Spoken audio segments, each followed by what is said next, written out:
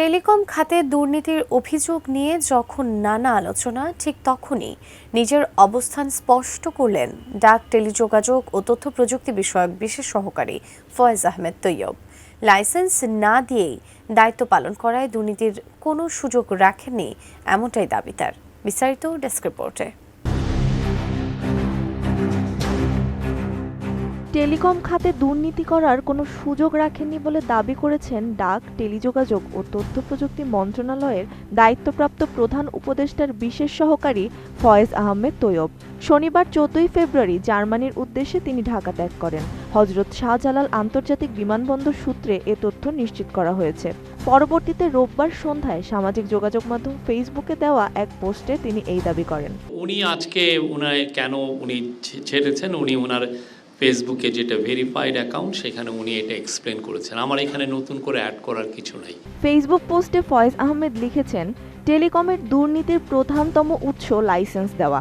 বাংলাদেশের ইতিহাসের প্রথম দায়িত্বপ্রাপ্ত মন্ত্রী বা প্রতিমন্ত্রী হিসেবে আমি কোনো লাইসেন্স দিইনি, ফলে দুর্নীতি করার কোনো স্কোপই আমি রাখিনি।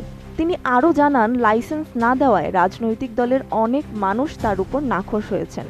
তিনি বলেন, মুখ খুললে বহু ভদ্রলোকে শুধু প্যান্ট খুলে যাবে না, বরং আন্ডারওয়্যারও খসে পড়ার চান্স আছে। তাই আমার সাথে হিসাব করে পাঙ্গা লড়তে আইসেন, বরং আমার কাজ নিয়ে আলোচনা সমালোচনা করুন, দেশের 2 পয়সা উপকার হবে। নতুন বাংলাদেশ গড়তে এলো জুলফিকার স্টিল। জুলফিকার স্টিল, ইস্পাত দৃঢ় অঙ্গীকার।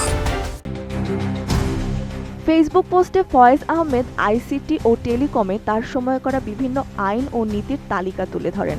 এছাড়াও ফয়েজ আহমেদের সময় করা টেলিকম খাতের অধ্যাদেশ, নীতিমালা ও সংস্কারের মধ্যে টেলিকম লাইসেন্স ও নেটওয়ার্কিং পলিসি, গেজেট প্রকাশিত, টেলিযোগাযোগ সংশোধনী অধ্যাদেশ, গেজেট প্রকাশিত, ন্যাশনাল সার্ভেইল্যান্স প্রসেস প্রস্তাবনা, নজরদারি প্রযুক্তির সংগ্রহ ও ব্যবহার পরিচালনার কমিটির চূড়ান্ত প্রতিবেদন, টেলিকম নেটওয়ার্ক লাইসেন্স সমূহের নতুন গাইডলাইন গৃহীত এবং রোল আউট অব্লিগেশন এবং কেপিআই বেঞ্চমার্কিং গৃহীত।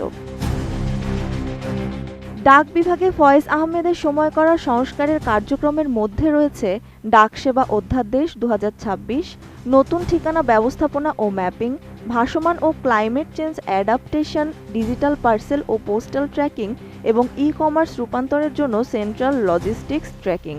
আওয়ামী লীগের সকল টেলিকম আইন ও পলিসি এবং গাইডলাইন পরিবর্তন করেছেন বলে ফেসবুক পোস্টে মন্তব্য করেছেন প্রধান উপদেষ্টার বিশেষ সহকারী। তিনি লিখেছেন, আওয়ামী লীগের সকল টেলিকম আইন, পলিসি ও গাইডলাইন আমি পরিবর্তন করে দিয়েছি।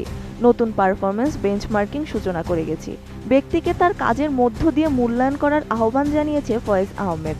না হলে ভবিষ্যতে কেউ দেশে কাজ করতে আসবে না বলে সতর্ক করেন তিনি।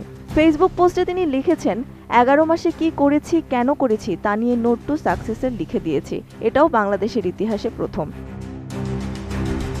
তিনি আরও বলেন, আশা করি পরবর্তী দায়িত্বপ্রাপ্ত একজন সৌভাগ্যবান হবেন। সব ফাউন্ডেশনাল কাজ আমি করে দিয়ে গেছি।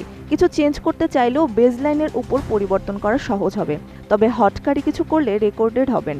যেহেতু আমাদের সব পাবলিকেশন আছে, তাই ইতিহাসের কাছে ওনাকেও দায়বদ্ধ থাকতে হবে। পরিশেষে তিনি জানান, টুকটাক পরিবর্তন রাজনৈতিক প্রশাসন অবশ্যই করবেন, কিন্তু পুরো ইকোসিস্টেম পরিবর্তন করা টাফ হবে। ত্রিবেণী তনু, ATN নিউজ।